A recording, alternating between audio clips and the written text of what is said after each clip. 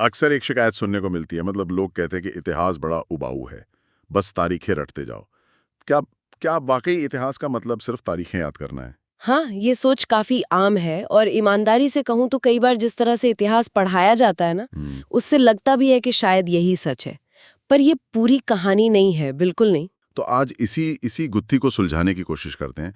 पता लगाते हैं कि भाई ये इतिहासकार लोग समय को, तारीखों को और ये जो बीता हुआ वक्त है, उसे अलग-अलग हिस्सों में बांटकर कैसे देखते हैं आखिर? हाँ, बिल्कुल।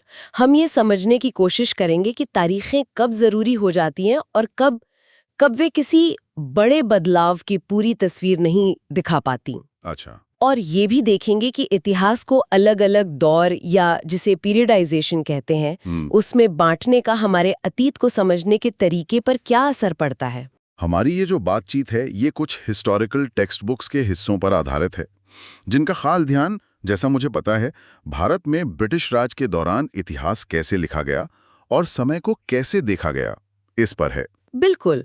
और ये स्रोत काफी दिलचस्प है, क्योंकि ये हमें उस जमाने की सोच और इतिहास को दर्ज करने के तरीकों की एक झलक देते हैं। तो फिर शुरू करते हैं ये पड़ताल। हमारा मकसद है ये समझना कि तारीखों की अहमियत क्या है और कब नहीं है, और साथ ही इतिहास को बांटने के ये जो अलग-अलग तरीके हैं, ये हमारी समझ को कैसे बनाते या कह सकते हैं बिगाड़ते हैं। तो सबसे पहले इसी सवाल को लेते हैं, इतिहास में तारीखों का आखिर काम क्या है? हाँ, वही कि इतिहास मतलब तारीखें। ये बात कितनी सही है? कहाँ तक जाती है ये बात? देखिए, इतिहास का लेना देना असल में बदलाव से है। समय के साथ जो बदलाव होते हैं, हम जानना चाहते हैं कि पहले चीजें कैसी थीं और फिर वे कैसे बदलीं। तो जाहिर है, पहले और बाद की बात करने के लिए समय का जिक्र तो आएगा ही। इतिहास की मील के पत्थर की तरह काम करती हैं। लेकिन उन बदलावों का क्या, जो एक दिन में नहीं होते, मतलब धीरे-धीरे फैलते हैं? जैसे स्रोतों में भी सवाल उठाया गया है, लोगों ने चाय या कॉफी पीना कब शुरू किया? अचानक तो नहीं किया होगा। बिल्कुल नहीं। या भारत में रेलगाड़ी कब बनी, या अखबार छपने से पहले लोगों तक खबरें कैसे पहुंचती थीं? क्या इनकी कोई एक तारीख बताई जा सकती है? नहीं, बिल्कुल नहीं। ये ऐसी प्रक्रियाएं हैं जो एक लंबे अरसे में, एक स्ट्रेच ऑफ टाइम में घटती हैं। जैसे भारत में लोगों के बीच चाय का स्वाद धीरे धीरे डेवलप हुआ, या ब्रिटिश शासन आहिस्ता आहिस्ता कैसे स्थापित हुआ, या इकोनॉमी और सोसाइटी में कैसे बदलाव आए। इनके लिए कोई एक तारीख तय करना मुमकिन ही नहीं है, बल्कि सच कहूं तो गलत भी हो सकता है। अच्छा। हम ज्यादा से ज्यादा एक दौर, एक पीरियड या एक लगभग समय का जिक्र कर सकते हैं। तो क्या ये समझा जाए कि तारीखों पर इतना ज्यादा जोर ये पुराने ढंग के इतिहास लेखन की देन है, जहां सारा फोकस राजाओं, उनकी लड़ाइयों और बड़ी-बड़ी घटनाओं पर ही रहता था? हाँ, काफी हद तक ऐसा ही था। पहले का इतिहास अक्सर शासकों और उनकी जीत हार का ब्यौरा ज्यादा होता था। हाँ, मैंने भी पढ़ा है। इतिहासकार लिखते थे कि फलाना राजा इस साल गद्दी पर बैठा, इस साल उसकी शादी हुई, इस साल उसने ये लड़ाई लड़ी और तब मर गया। एग्जैक्टली। लेकिन अब इतिहास का दायरा काफी बढ़ गया है। बहुत ज्यादा। हाँ, जैसा कि आजकल की इतिहास की किताबों में दिखता भी है। अब इतिहासकार आम लोगों की जिंदगी, उनकी रोजमर्रा की जद्दोजहद, वो कैसे कमाते खाते थे, शहर कैसे बसे, बाजार कैसे फैले, संस्कृति और समाज में क्या बदलाव आए, इन सब सवालों पे ज्यादा ध्यान देते हैं। और इन चीजों की कोई एक तारीख बताना तो नामुमकिन सा लगता है। बिल्कुल। इन बदलावों को समझने के लिए तारीखों से ज्यादा जरूरी हो जाता है उन प्रोसेसेस को समझना, उस दौर को समझना जिसमें ये बदलाव हुए। अच्छा, चलिए ये तो माना कि कुछ तारीखें जरूरी हैं, पर फिर ये फैसला कैसे होता है कि कौन सी तारीखें अहम हैं? क्या कोई कोई क्राइटेरिया है इसका? ये एक बहुत दिलचस्प सवाल है। देखिए, सच तो ये है कि तारीखें अपने आप में महत्वपूर्ण नहीं होती। अच्छा। हाँ, वे तब महत्वपूर्ण बनती हैं जब हम किसी खास घटना या घटनाओं के समूह को अहम मानकर उन पर अपना ध्यान लगाते हैं। हमारा फोकस तय करता है। मतलब हमारा नजरिया या हम किस चीज का अध्ययन कर रहे हैं, ये तय करता है कि कौन सी तारीख मायने रखती है। हाँ, बिल्कुल। अगर हमारे अध्ययन का फोकस बदल जाए, मान लीजिए हम नए सवाल पूछने लगें, तो मुमकिन है कि तारीखों का एक बिल्कुल नया सेट हमारे लिए महत्वपूर्ण हो जाए। इसका एक ठोस उदाहरण हमारे स्रोत भी देते हैं। जैसे भारत में जो इतिहास ब्रिटिश इतिहासकारों ने लिखा, हाँ। उसमें हर गवर्नर जनरल का शासनकाल बहुत महत्वपूर्ण था। ये इतिहास पहले गवर्नर जनरल वॉरेन हेस्टिंग्स के टाइम से शुरू होते थे और आखिरी वाइसराय लॉर्ड माउंटबेटन के साथ खत्म हो जाते थे। हाँ बिल्कुल। और उन इतिहासों में सारी कहानी इन्हीं गवर्नर जनरलों और वाइसरायों Hastings, Wellesley, Bentinck, Dalhousie, Canning, Lawrence, Lytton, Ripon, Curzon, Hardinge, Irwin इनके इर्द गिर्द ही घूमती थी। मतलब उनकी नीतियां, उनके काम, उनकी सफलताएं या विफलताएं वही इतिहास का सेंटर थीं। हाँ, और सारी महत्वपूर्ण तारीखें भी इन्हीं से जुड़ी होती थी। और इसका नतीजा क्या होता था कि पूरा इतिहास बस इन मुट्ठी भर ब्रिटिश एडमिनिस्ट्रेटर्स की कहानी बन के रह जाता था। ऐसा लगता था मानो उनकी जिंदगी और कामों के बाहर, मतलब आम भारतीयों की जिंदगी में कुछ भी जानने लायक या महत्वपूर्ण था ही नहीं। सही कहा। उस ढांचे में आम भारतीयों की जो गतिविधियां थीं, उनके संघर्ष थे, उनके समाज और संस्कृति में जो बदलाव आ रहे थे, उनके लिए कोई खास जगह नहीं बन पाती थी। वो अक्सर हाशिए पर, साइड लाइन पर नजर आते थे। तो अगर हम अपना नजरिया बदलें, मान लीजिए हम फोकस करें भारतीय समाज के अलग अलग तबकों पर, किसानों, कारीगरों, आदिवासियों, महिलाओं, उनकी जिंदगी और उनके संघर्षों पर, हाँ, तो हमें इतिहास का एक बिल्कुल अलग खाका तैयार करना होगा, है ना? निश्चित रूप से। और फिर तो महत्वपूर्ण तारीखों का सेट भी बदल जाएगा। वो पुरानी गवर्नर जनरल वाली तारीखें शायद उतनी अहम नहीं रहेंगी। बिल्कुल। जैसे ही आप सवाल बदलते हैं, इतिहास का कैलेंडर भी बदल जाता है। सीधी सी बात है। ओके, तारीखों के चुनाव से जुड़ा एक और अहम मुद्दा है इतिहास को बड़े हिस्सों या कालखंडों में बांटना, जिसे पीरियोडाइजेशन कहते हैं। आखिर हम ऐसा करते क्यों हैं? क्या जरूरत है इसकी? हम ऐसे इसलिए करते हैं ताकि किसी एक दौर की खास बातों को, उसकी जो सेंट्रल कैरेक्टरिस्टिक्स हैं, उनको पकड़ सकें, जैसा कि वो हमें नजर आती हैं। अच्छा, इसीलिए हम जिन शब्दों का इस्तेमाल करते हैं एक दौर को दूसरे से अलग बताने के लिए, वो बहुत मायने रखते हैं। क्योंकि वो शब्द दिखाते हैं कि हम अतीत को कैसे देखते हैं, हमारे अपने विचार क्या हैं उस दौर के बारे में। हाँ, वे शब्द दर्शाते हैं कि हम एक दौर से दूसरे दौर में आने वाले बदलावों को कितना महत्व देते हैं और उन्हें किस नजरिए से देखते हैं। इसका एक बहुत फेमस उदाहरण स्रोतों में जेम्स मिल का दिया गया है। 1817 में ये स्कॉटिश इकोनॉमिस्ट और पॉलिटिकल फिलोसोफर थे।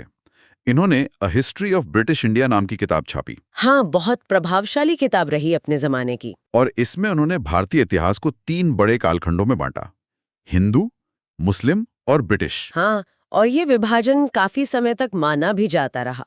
लेकिन यहाँ रुककर सोचने की जरूरत है कि इस तरह इतिहास को बांटने में क्या क्या दिक्कतें हैं, प्रॉब्लम्स क्या हैं। पहली बात तो यही कि क्या इतिहास के किसी भी दौर को सिर्फ हिंदू या मुस्लिम कहा जा सकता है? मतलब क्या उन दौरों में और बहुत सारे धर्म और मान्यताएं साथ साथ मौजूद नहीं थी? यही सवाल है। किसी भी युग को सिर्फ उस समय के शासकों के धर्म के हिसाब से क्यों बांटा जाए? इसका मतलब तो ये हुआ कि लाखों करोड़ों आम लोगों की जिंदगी, उनके विश्वास, उनका रहन सहन, उसका कोई महत्व ही नहीं है। और ये भी याद रखना चाहिए कि प्राचीन भारत में भी सारे शासक क्या एक ही धर्म को मानने वाले थे? नहीं थे। और ये विभाजन, जैसा स्रोत बताते हैं, मिल की इस सोच पर आधारित था कि एशिया के सारे समाज सभ्यता के मामले में यूरोप से पिछड़े हुए हैं। हाँ, मिल को लगता था कि जब अंग्रेज भारत नहीं आए थे, तब यहाँ हिंदू और मुसलमान तानाशाहों का राज चलता था। समाज में धार्मिक कट्टरता थी, जातीय बंधन थे, अंधविश्वासों का बोलबाला था। और मिल का मानना था कि सिर्फ ब्रिटिश शासन ही भारत को सभ्य बना सकता है, सिविलाइज कर सकता है। हाँ, और इसके लिए जरूरी था कि भारत में यूरोपीय तौर तरीके, कला, संस्थाएं और कानून लागू किए जाएं। मिल ने तो यहाँ तक सुझाव दिया था कि अंग्रेजों को भारत के सारे इलाके जीत लेने चाहिए ताकि भारतीय जनता को ज्ञान और सुख मिल सके। मतलब इस नजरिए में ब्रिटिश शासन से पहले का सारा दौर अंधकार का युग था, डार्क एज, और ब्रिटिश शासन ही प्रगति और सभ्यता लेकर आया। जाहिर है ये एक बेहद एक तरफा और क्या कहूँ, बायस्ड नजरिया है, जो असल में ब्रिटिश शासन को जस्टिफाई करने की कोशिश कर रहा था। इसे आज बिना क्रिटिकल नजरिए के तो एक्सेप्ट नहीं किया जा सकता। तो ये तो हुई मिल के विभाजन की बात। एक और तरीका है जो काफी आम है इतिहास को बांटने का, प्राचीन, मध्यकालीन और आधुनिक काल में, एंशिएंट, मिडियोल, मॉडर्न। इसके बारे में क्या कहेंगी? इसमें भी कुछ दिक्कतें हैं। हाँ, इसमें भी अपनी समस्याएं हैं। पहली बात तो ये कि ये विभाजन हमने पश्चिम से उधार लिया है, वेस्ट से बोरो किया है। ओके। पश्चिम में आधुनिक काल को साइंस, रीजन, डेमोक्रेसी, लिबर्टी और इक्वालिटी जैसी आधुनिक ताकतों के विकास से जोड़कर देखा जाता है। और मध्यकालीन या मिडिवल उस समाज को कहा गया जिसमें आधुनिक समाज की ये विशेषताएं नहीं थीं। बिल्कुल।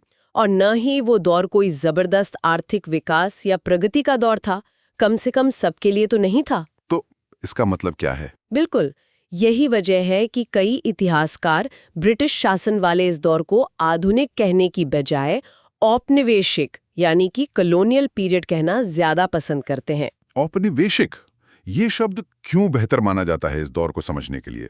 क्या मतलब है इसका? औपनिवेशिक उस दौर को कहते हैं जब एक देश दूसरे देश पर कब्जा करके उसके पॉलिटिकल, इकोनॉमिक, सोशल और कल्चरल जीवन में भारी बदलाव लाता है। सबजुगेशन होता है एक तरह से। ये शब्द इस पूरी प्रक्रिया को समेटता है।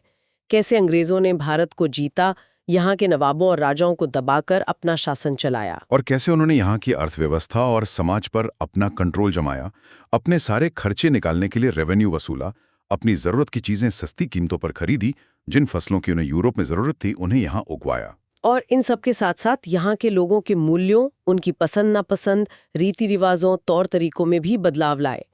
जब एक देश के राजनीतिक आर्थिक दबदबे से दूसरे देश में ये सारे बदलाव आते हैं तो इस पूरी प्रक्रिया को औपनिवेशीकरण यानी कॉलोनाइजेशन कहते हैं, और उस दौर को औपनिवेशिक काल। स्रोतों में एक और दिलचस्प बात कही गई है। जिस किताब से ये अंश लिए गए हैं उसका शीर्षक है हमारे अतीत, प्लूरल में, बहुवचन में, अतीत और पास्ट्स।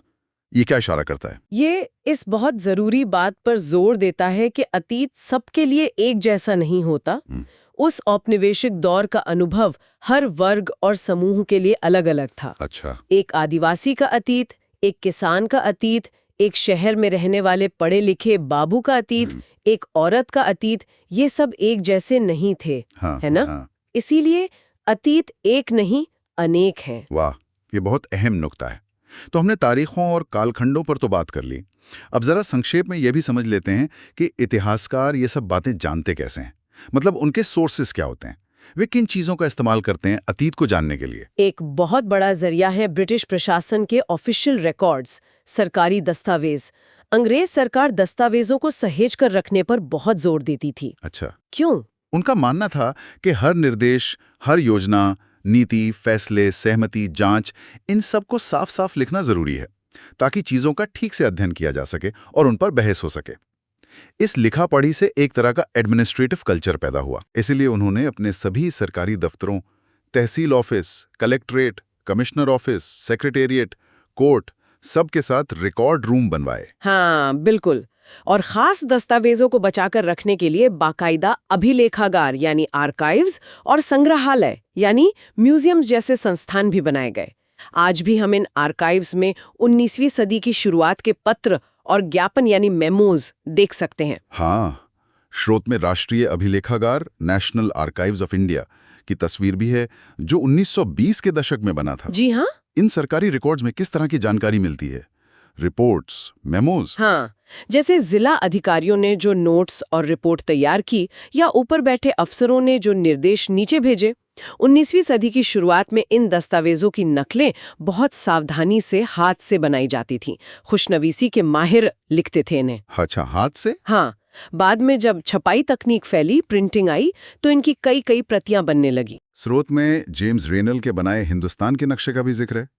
उसके पहले पन्ने पर एक तस्वीर है जिसमें ब्राह्मण ब्रिटानिया को शास्त्र भेंट कर रहे हैं। ब्रिटानिया यानी ब्रिटिश सत्ता का प्रतीक। हाँ, ये तस्वीर चित्र 1 बड़ी दिलचस्प है क्योंकि ये ब्रिटिश नजरिए को दिखाती है।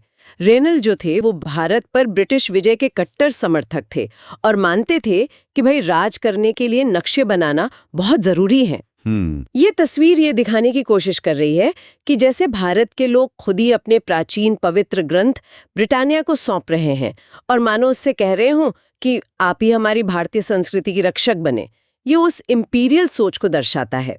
रिकॉर्ड्स के अलावा एक और चीज जो अंग्रेजों ने बहुत की वो थे सर्वेक्षण, सर्वेस। बिल्कुल, अंग्रेजों का मानना था कि किसी देश पर अच्छी तरह शासन चलाने के लिए उसे सही ढंग से जानना जरूरी है।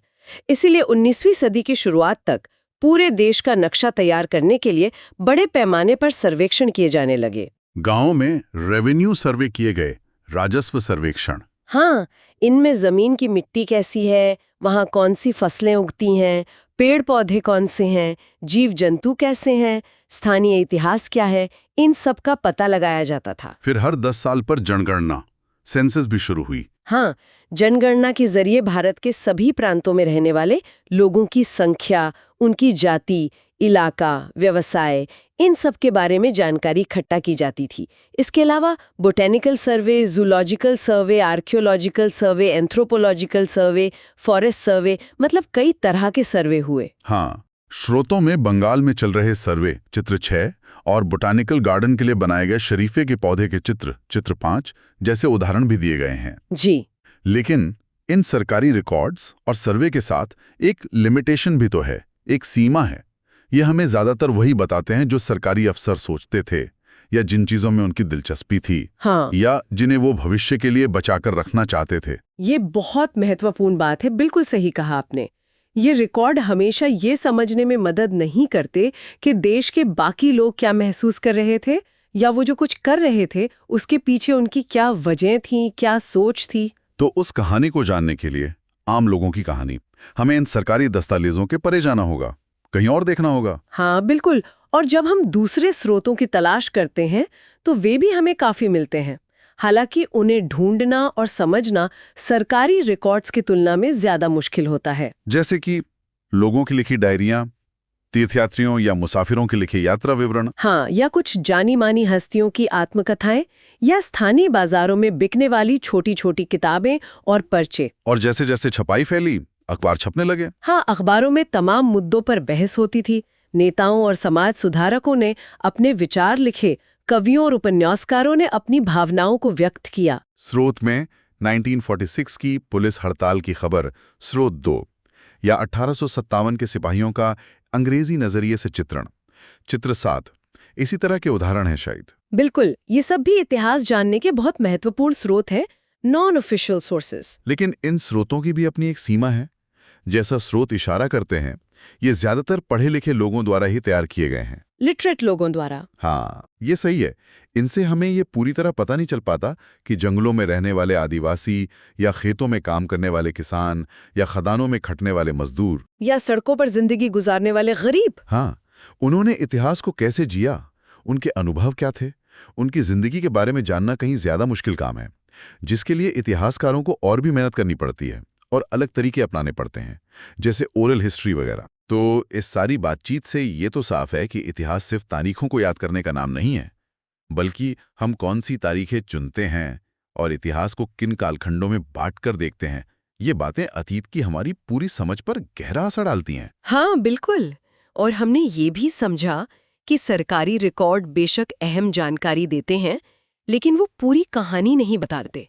अलग अलग लोगों के नजरिए और अनुभवों को समझने के लिए हमें कई तरह के स्रोतों को टटोलना पड़ता है, उन्हें क्रॉस चेक करना पड़ता है। और ये भी कि औपनिवेशिक जैसा शब्द क्यों भारत के इतिहास के खास दौर को समझने में आधुनिक जैसे शब्द से ज्यादा मददगार हो सकता है। हाँ, क्योंकि वो उस दौर की असलियत यानी शोषण और अधीनता के रिश्ते को ज्यादा बेहतर तरीके से बयान करता है। यहाँ एक विचार मन में आता है इस पूरी चर्चा के बाद।